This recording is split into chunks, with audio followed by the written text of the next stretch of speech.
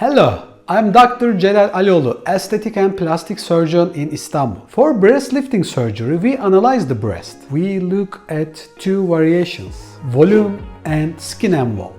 If you have enough volume but too much skin causing sagging, you do not need an implant. You only need a good breast lifting surgery. A common misconception is that you need an implant to get a perky shape. This is false. If your natural volume is sufficient, removing your tissue to replace it with a silicone implant is a wrong approach. Instead, we reshape and lift your existing breast tissue like an implant. We lift the tissue, reposition the nipple higher, and tighten the skin envelope. The result is pure you just lifted. This surgery takes about 2.5 hours under general anesthesia. We typically use inverted T-shape incision around the nipple and down to the inframammalian fold. The scars start red but fade to white over the first year. Because we preserve your gland function, breastfeeding is still possible after the surgery. You will stay one night in the hospital and only need to stay in 7 days in Istanbul. You must wear a medical bra for 1 month after surgery